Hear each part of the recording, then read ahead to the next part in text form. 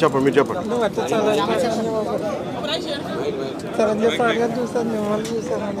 అవునా, చెప్పండి, పట్టుకోండి. బాబు గారు ఆ రోజు ఎమ్మెల్యే అయితే ఆయన అప్పు చెప్పారన్నమాట. కన్నబాబు నా అభిమాని కొంచెం జాగ్రత్త చూసుకోవాలి అంటే అలాగే చెప్పారండి. అప్పటిదాకా బాగానే చూసుకున్నారు సార్. వైఎస్ఆర్ పార్టీలోకి వచ్చాక పట్టించుకోవడం మానేశారు సార్. మంత్రి ఒకటి అయ్యారు కదండి, అప్పటి నుంచో పట్టించుకోవడం మానేశారు. పట్టించుకోవాలి మనం ఏదో మనం బతుకుతాం సార్. కాకపోతే 2021లోంచి 75 రూపాయలు పెన్షన్ కానీ అందుకున్న వాడిని నాకు 2021లోకి వచ్చేసరికి కరెంటు బిల్ ఇంకెట్టి పెన్షన్ తీస్తారు సార్. నాకు పెన్షన్ తీస్తారు సార్. దేనికి మీరు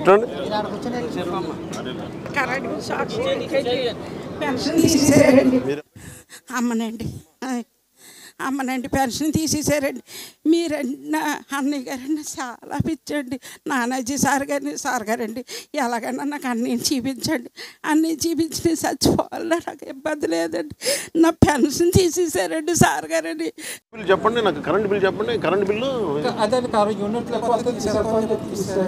కరెంట్ బిల్లు ఎక్కువ వస్తుందని చెప్పి పెన్షన్ తీసారా? అంటే మీరు కట్టుకోగలరా? అదే అండి సార్. మరి అలా కాదు సార్, మరి ఎట్లా కుదరకురాం కదా సార్.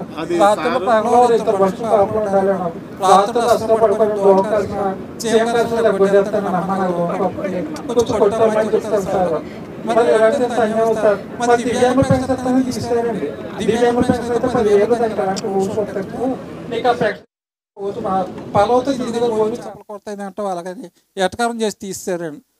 పలవతో తినొచ్చు నువ్వు భోజనం 10 చేపల కూర వేసుకొని తింటావు అలాగని ఎటకారం చేసి మరి తీస్తారండి.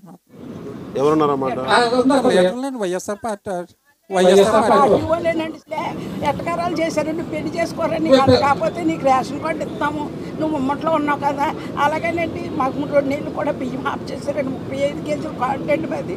35 కేజీల కార్డు అయితే బియ్యం కూడా ఆఫ్ చేస్తారు సార్. మాకు ఆఫ్ చేసేస్తే అప్పుడు ఈడు అడిగాడండి సార్లు కన్నబాబు గారు సార్ గారు వస్తే, ఏంటి సార్ గారు మాకు బియ్యం ఎందుకు ఆఫ్ చేసేయాలండి, మేము తినేది ఆ బియ్యం, మా అమ్మకు షుగరు, మేము ఆ బియ్యమే తింటున్నామండి, మా బియ్యం ఎందుకు ఆఫ్ చేసేయాలండి అని ఈడు అడిగాడండి. అడిగితే అయ్యి సెంట్రల్ గవర్నమెంట్ బియ్యమే కదా అండి సార్, మా బియ్యం ఎందుకు ఆఫ్ చేస్తారని అడిగితే అయితే అప్పుడు మళ్ళీ అప్పటి నుంచి మళ్ళీ ఇస్తున్నారండి ఆ బియ్యం. మమ్మల్ని ఎలా పట్టుకో మాకు ఇవ్వండి. చెయ్యూత పథకం డబ్బులు రాలేదండి, ఈ డబ్బులు రాలేదు. చెయ్యూత పథకం ఎట్లా? 45,000 దాటిన 40 సంవత్సరాలు దాటిన వాళ్ళకి 18,750 రూపాయలు ఇస్తున్నారు సార్.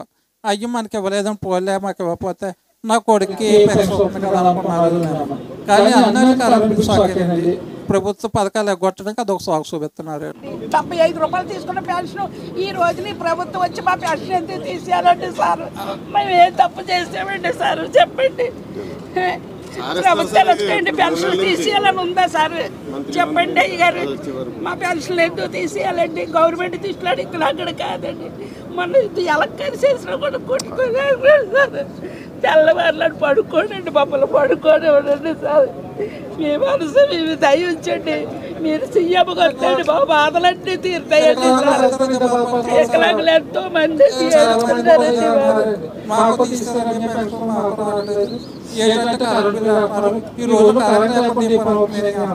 కన్నబాబు ఏం కావాల్సి ఉన్నాడు చెయ్యయ్యా అలాగా ఇక్కడికి వెళ్ళగలడు పంపించాలంటే చేస్తానండి. నీకేం కావాలరా చెప్పరా అలాగని అడిగారు. అన్నయ్య గారు అడుగుతండి అన్నాడు. అన్నాను నాకేమొద్దు, నాకు వీల్ చైర్ ఇప్పించాను. మేము వీల్ చైర్ కొనుక్కోలేదంటే వీల్ చైర్ ఇప్పించాను. నేను 3 రోజులే ముక్కలైపోయిందండి వీల్ చైర్.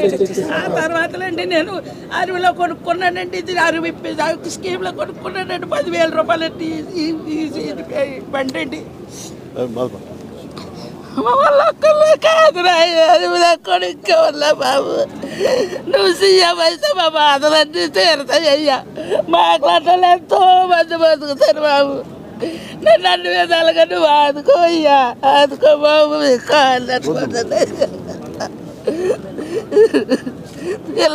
నేను ఎక్కడ వదిలేసుకోగలయ్యా? ఎందుకంటే సార్ అలాంటి వాళ్ళని ఇబ్బంది పెట్టాలండి. మా జోలికి ఎందుకంటే రావడం? మేము కూలి పనులు చేసుకుంటే ఎలాగో మా బతుకులు మేము బతుకుతున్నామండి. మాకెందుకండి ఇలాంటి శిక్షలు ఇవ్వాలండి చెప్పండి. మాకు ఎటు పోవాలో దిక్కు తెలియకండి. అలా ఉండిపోతే నానాజీ సార్ గారు పుణ్యం కట్టుకున్నారండి.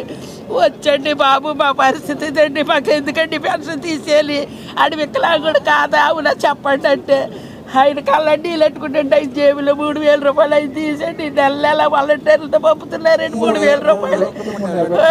కార్యకర్తలు అట్టుకొచ్చండి, అట్టుకొచ్చి ఇస్తున్నారండి ప్రతి నెల బాబు. చాపేశారండి, మరి వాళ్ళకి ఎంత న్యాయంగా ఉందో ధర్మంగా ఉందో అలా మీరు చెప్పండి అన్న. మరి ఎక్కడ చంపేసుకోగలన్నా చెప్పండి, కన్నాను కదన్నా. అలాగే చాలా మంచిదన్నా, నాకు తెలుసు అన్న, నాకు తెలుసు అన్న.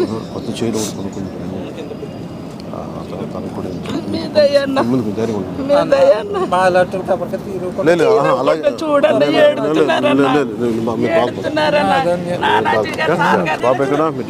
అలాగండి బాబు, అలాగండి అయ్యా. అన్న సీఎం అవ్వాలన్నా, నువ్వు సీఎం బాధ తెలుస్తాను, ప్రస్తుతం బాధ తెలుస్తాను, తర్వాత